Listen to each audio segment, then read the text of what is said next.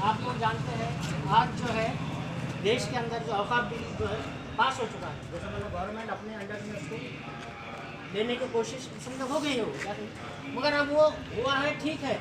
लेकिन ये औकाफ बोर्ड जो है ये ज़माने से मुसलमानों की प्रॉपर्टी है, लेकिन इसका फ़ायदा मुसलमानों को कभी हो सका क्या? आप मुझे बताइए, इस बात का फ़ायदा मुसलमानों को हो सका क्या? आज तक नहीं हो सका, क्योंकि उसमें जो बोर्ड पे जो लोग बैठते थे वो अपनी मनमानी करते हुए, और जो लोग चुन के आते थे आमदार खासदार, ये लोग मिली भगत करके पेपरों के अंदर कुछ उल्टा सीधा कर करके वो उसका इस्तेमाल करें और अपने कब्जे में लिए और वो अपने आगे बढ़ते हैं। मुसलमानों का 1 रुपये का फ़ायदा नहीं होगा, लेकिन आने वाले दिनों में मुसलमानों का फ़ायदा होना चाहिए। तो उसके लिए ये जो एक तंजीम बनी है राष्ट्रीय जैनिक मोर्चा, ये काम करने वाली है। और फ़ायदा किस तरह से होगा? आज लाखों एकड़ ज़मीन जो है इसके औकात की है, अब उसको इस्तेमाल किस तरह से करना है इंशाअल्लाह ये तंजीम कर रही है। पहली बात यह है कि हर शहर के अंदर हमारा ये सोचना है उसका जो फ़ायदा है औकाफ बोर्ड की ज़मीन का, उसको किराए पे जो दिए जाते हैं उसका जो फंड्स आता है, वो फंड्स के ज़रिए में हमको जो है शहर में हर एक ज़िले के अंदर 200 वार्ड का जो 200 लोग रह सके, ऐसा जो वृद्ध आश्रम जिसको बोलते हैं हम, वो हमको बनाना है। और इंशाअल्लाह उनको जैसा वहाँ रहने खाने के इंतजाम और उनकी देख रेख, डॉक्टर वगैरह हर चीज़ के इंतजाम वहाँ करेंगे। तो वो फंड्स का इस्तेमाल जब औकाफ के फंड्स का इस्तेमाल जब मुसलमानों को अगर करना है तो यह फ़ायदा हमको करना है। और दूसरी बात है, बहुत ज़्यादा प्रॉपर्टी है, वो प्रॉपर्टी को हम हैंडओवर करके इंशाअल्लाह जो गरीब लोग हैं, मुसलमानों में जो गरीब लोग हैं, उनको कम से कम 2-3 रूम के घर बना के दिए जा सके, उसके लिए ये तंजीम काम करने वाली है।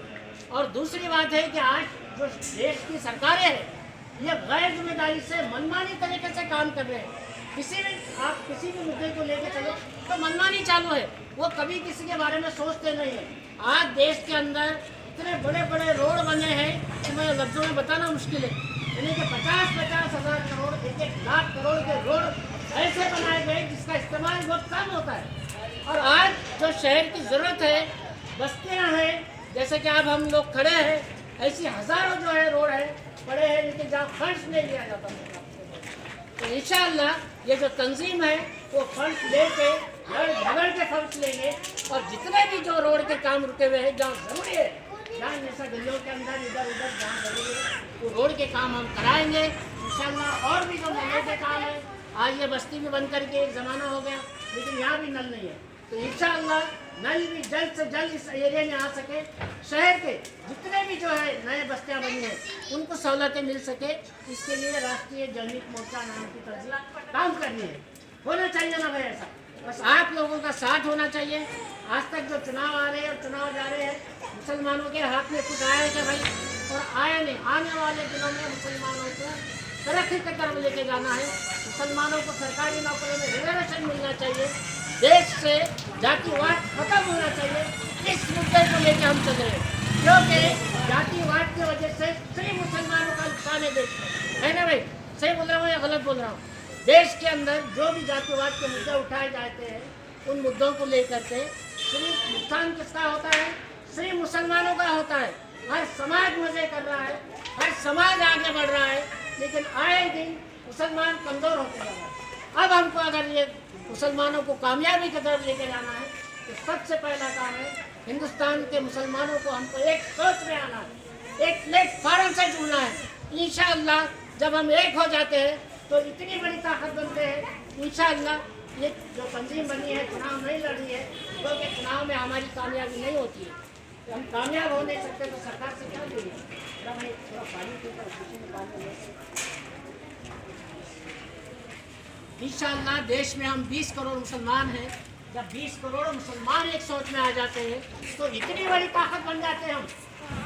जिन जो अच्छी पार्टियों को हम साथ देंगे इंशाअल्लाह, उनकी सरकारें बन जाएंगी। जिनके खिलाफ में खड़े हो जाएंगे उनकी सरकारें गिर जाएंगी। भाई हो सकता है कि नहीं ऐसा, क्योंकि हमारा उतना पॉपुलेशन है देश के अंदर। हम बटे हुए होने की वजह से चुनाव आते हैं, हम वक्ती तौर पर किसी को भी चुनाव लेके आ जाते हैं और मुसलमान खाली आते हैं। और आए दिन ये हालत है, अगर हम आगे अगर एक नहीं हो सके, एकजुट रहे, एक जगह नहीं आ सके, तो हमारी नस्लें इसके अंदर जो है नाकाम रहेंगी। अब आने वाले नस्लों को हमको कामयाब करना है, सरकारी नौकरियों में रिजर्वेशन दिलाना है, देश से जातिवाद खत्म करना है। तो सबसे पहला काम है हिंदुस्तान के मुसलमानों को एक सोच में आना है। बोलिए भाई, मैं सही बोल रहा हूँ या गलत बोल रहा हूँ?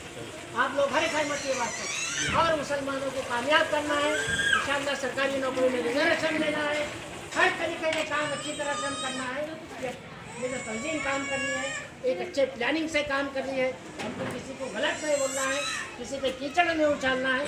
हमारा मकसद है मुसलमानों को एक सोच में लाना है देश के, और मुसलमानों को कामयाबी की तरफ लेके जाना। बोलिए भाई, सब ठीक है ना ये बात? इंशाअल्लाह आप लोगों का साथ चाहिए और आप हमारा साथ रहिए। इंशाअल्लाह ये होके रहेगा इंशाअल्लाह। मैं अपनी ज़िंदगी जो है इस कामों में डाल रहा हूँ। मेरी अपनी पर्सनल लाइफ कुछ भी नहीं है। मेरा मकसद है मुसलमान कामयाब होना, देश में मुसलमान मजबूती से रह सकना, हमारे बच्चों का, नस्लों का फ्यूचर अच्छा हो सके, उसके लिए मैं अपनी ज़िंदगी दे रहा हूँ। आप लोगों को मेरे साथ जुड़ते जाना है।